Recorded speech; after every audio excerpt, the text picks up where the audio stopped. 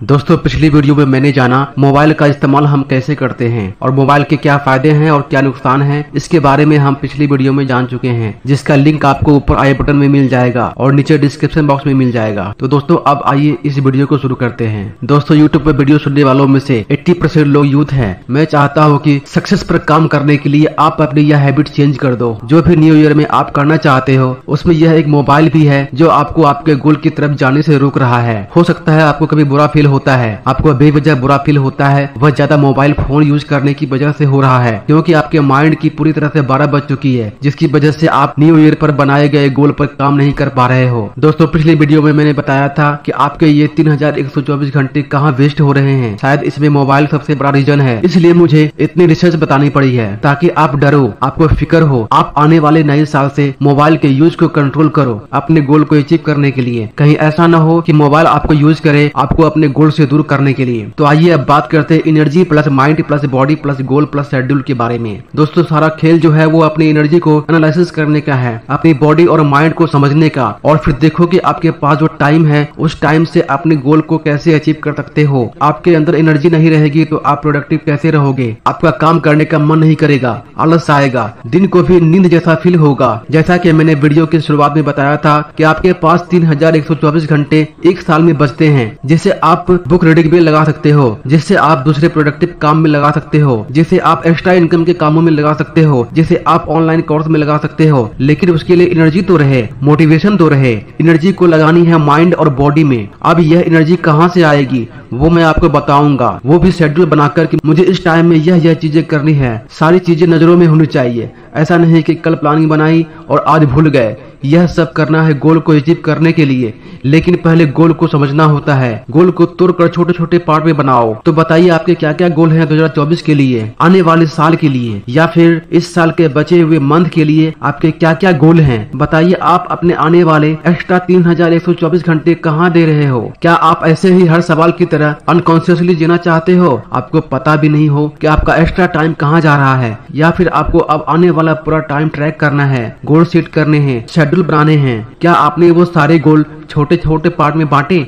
छोटे छोटे पार्ट में क्यों बांटना है? क्योंकि आप छोटे छोटे गोल को अचीव कर लेते हो तब आपको खुशी मिलती है कि मैंने कुछ किया है, और फिर अगले गोल पर मेहनत करने के लिए मोटिवेशन मिलती है, एनर्जी मिलती है। अब तक तो मैंने यह बता दिया है कि आप कहां कहां लैग कर रहे हो, क्योंकि आपके जनवरी से शुरू होने से पहले बनाए हुए गोल पूरे साल में पूरे नहीं हो पाते, और फिर दूसरा साल का जनवरी भी आ जाता है पर आपका गोल अचीव नहीं हो पाता है। अब बात करते हैं छोटे छोटे पार्ट्स की। आइए समझते हैं बॉडी को, इस माइंड को, क्योंकि जब तक कोई प्लान को पूरी तरह से ठीक नहीं करेंगे तब तक उस प्लान को उड़ा भी नहीं सकते हैं। फिर देखते हैं एनर्जी कहाँ से आएगी, यानी उड़ाने के लिए फ्यूल कहाँ से आएगा। फिर बताऊंगा उड़ाना कहाँ कहाँ है।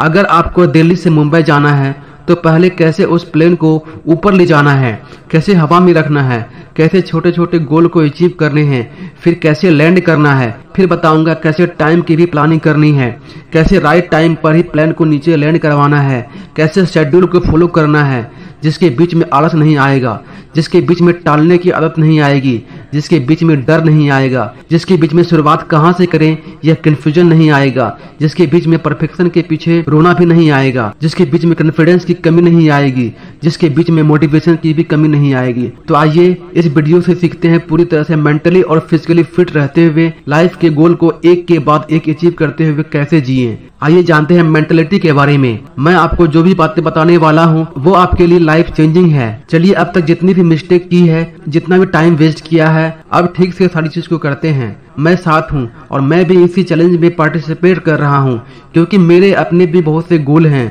जो मुझे अचीव करने हैं। तो आइए दोस्तों, हम सब साथ में मिलकर अपने गोल को अचीव करते हैं प्लानिंग के साथ साथ। लेकिन यह चीज कर कौन सकता है, इसके लिए आपको क्या करना चाहिए? क्या आपकी लाइफ की कोई बहुत बड़ी प्रॉब्लम है जो आपको रोक रही है? क्या आप हाउस वाइफ हो इसलिए आपको टाइम नहीं है? क्या आपको अपने सपनों पर काम करने से घर वाले या समाज रोक रहा है? तो मेरे पास इसका जवाब नहीं है। मेरे पास बस एक सिचुएशन है जो मैं आपके सामने रखने वाला हूँ।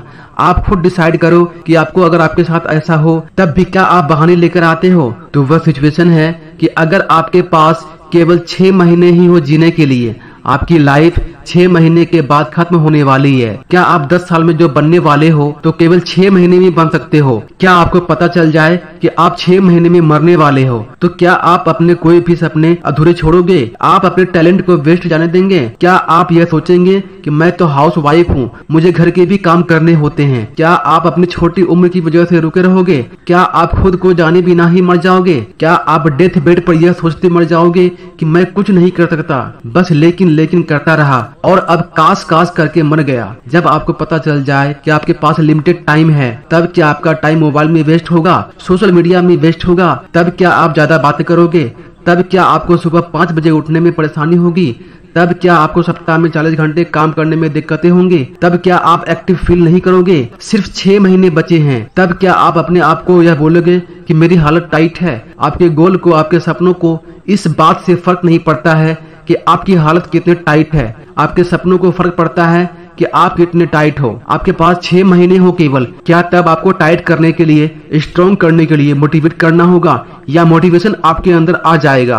अगर आपको 2024 में सचमुच में कुछ बड़ा करना है और उस बड़े करने की वैल्यू आपको समझ में आ जाए, सिर्फ तभी आप अपने टाइम की वैल्यू समझ सकते हो। और आप तब टाइम वेस्ट करना बंद नहीं कर सकते जब तक आप अपने टाइम की वैल्यू नहीं समझ सकते हैं। जिस तरह से खुद का कमाया हुआ पैसा कोई वेस्ट नहीं करना चाहता है, जब तक घर वाले कमा के दे रहे हैं उसकी वैल्यू नहीं पता, लेकिन जब मेहनत से कमाते हैं तब समझ आती है कि फूक फूक कर चीजें खरीदते हैं। लेकिन क्या आप टाइम को भी फूक फूक कर स्पेंड कर रहे हो? चलिए शुरू करते हैं एक एक करके। मैंने सबसे पहले कैलकुलेट करके बताया कि आपके पास कितना टाइम एक्स्ट्रा बचता है, जो कि 3124 घंटे होते हैं। अगर इसमें केवल ऑडियो बुक सुने तो आप एक साल में 524 ऑडियो बुक सुन सकते हो। और मैंने बताया था कि बुक रीडिंग क्यों जरूरी है, क्योंकि इससे आपका टाइम बचता है और दूसरों से सोल्यूशन मांगने से खुद की गलती करके जल्दी समझ जाते हो।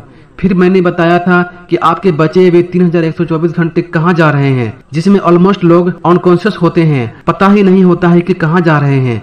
मैंने बताया था कि अगर आपके लाइफ में केवल 6 महीने ही बचे हो, तब आप टाइम की जिस तरह से वैल्यू करोगे वह बहुत ही अलग होगा। लेकिन क्या सिर्फ यूट्यूब पर वीडियो देखने से यह संभव है? नहीं, सब कुछ तो नहीं, लेकिन बहुत कुछ है। आज अगर आप ये वीडियो देख रहे हो, आपको कितनी ऐसी बातें जानने को मिल रही है जो आपको पहले पता नहीं था। लेकिन क्या वीडियो देख करके सीखना ही सब कुछ है? यहाँ मैं समझाता हूँ क्यों हम जो भी सीखते हैं वह अप्लाई नहीं कर पाते हैं, और अप्लाई करें भी कैसे। मैंने यह तो बता दिया कि आपका इतना टाइम बचता है, इस जगह आप बुक पढ़ सकते हो, पर उसे अप्लाई भी तो करना होगा ना। दोस्तों, अब बात करते हैं connection between habits, brain power and knowledge के बारे में।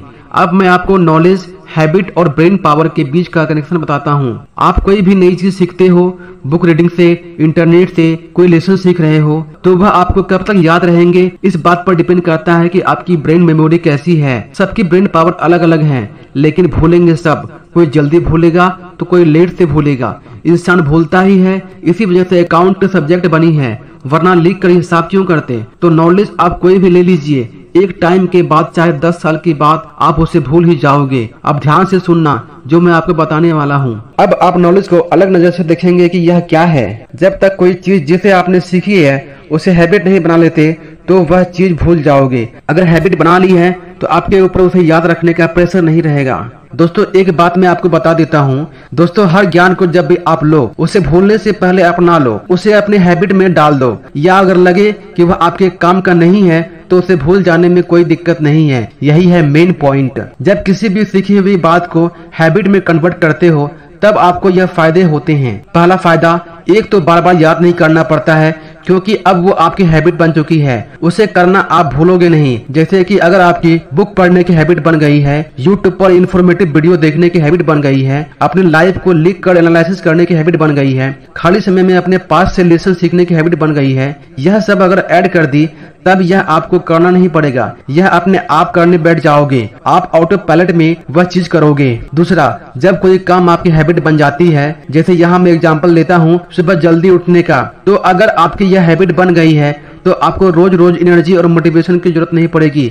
आपको बार बार किसी इंसान की जरूरत नहीं पड़ेगी जो आपको चेंज अप करे, आप वो बिना इन सब चीजों के भी करोगे। तीसरा, जब वह चीज आपकी हैबिट बन जाती है तो उसे करने में आपका दिमाग नहीं थकता, क्योंकि कोई भी काम होता है जैसे कंप्यूटर पर काम करने की आपकी हैबिट है या बाइक चलाना आपकी हैबिट है, तब वह बाइक चलाने में आपको ज्यादा दिमाग खर्च करने की जरूरत नहीं पड़ेगी। अब वह सबकॉन्शियस माइंड में स्टोर हो चुका है, उसे अब कॉन्शियसली करना नहीं पड़ेगा, जिससे आपके दिमाग की एनर्जी यूज नहीं होती है। सिंपल भाषा में दिमाग पर ज्यादा जोर नहीं लगाना पड़ता है। इस वीडियो में जो भी आप सीख रहे हो वह आप एक न एक दिन भूल जाओगे। इसका फायदा सिर्फ तब ले सकते हो जब आप इसे इम्प्लीमेंट कर लो। इसे भूलने से पहले कुछ काम की बातों को अपनी हैबिट में ऐड कर लो। तो कोई भी चीज जब आपको पता होती है, जो ज्ञान आपको पता होता है, ताजा ताजा अपने लिए उसे हैबिट में डालने में कौन सी चीज आपको रोक रही है। हो सकता है वह आदत इसलिए बन रही क्योंकि आपके अंदर उसे रोज करने की विल पावर नहीं है। जैसे जिम जाना, आपको अपनी हैबिट बनानी है लेकिन हैबिट नहीं बन रही है। क्यों? क्योंकि एक न एक दिन आपकी विल पावर कमजोर हो जाती है। तो यह मन क्यों चेंज हो जाता है, माइंड क्यों चेंज हो जाता है? क्योंकि एनर्जी नहीं रहती, थक जाते हैं, एक्साइटमेंट खत्म हो जाता है, मोटिवेशन नहीं रहता है, कॉन्फिडेंस नहीं रहता है। यह क्यों होता है? यह जानने के लिए हम समझते हैं इस दिमाग को, इस बॉडी को, कि आपके ब्रेन में ऐसा क्या केमिकल है जिसकी वजह से आपको हर बार अलग अलग फील होता है। कोई भी काम करने के लिए आप मोटिवेटेड, एक्साइटेड होते हो, तब आपके ब्रेन में क्या चल रहा होता है। और जब आप नेगेटिव हो जाते हो, कुछ भी करने का मन नहीं करता, कॉन्फिडेंस लो हो जाता है, तब आपके दिमाग में क्या चल रहा होता है वह समझते हैं। क्योंकि जितना आप अपने दिमाग को समझ पाएंगे उतना ही आप इसे कंट्रोल कर पाएंगे, उतने ज्यादा आपके चांसेस होंगे कि आप इस साल अपने गोल को अचीव कर सकते हो। दोस्तों, इस वीडियो को मैं यहीं पे स्टॉप करता हूँ क्योंकि वीडियो ज्यादा लंबी हो जाएगी और लंबे समय तक आप अपने माइंड को कंसंट्रेट नहीं कर सकते हो। इसलिए इस वीडियो का अगला पार्ट मैं आपको अगली वीडियो में बताऊंगा। तब तक के लिए धन्यवाद।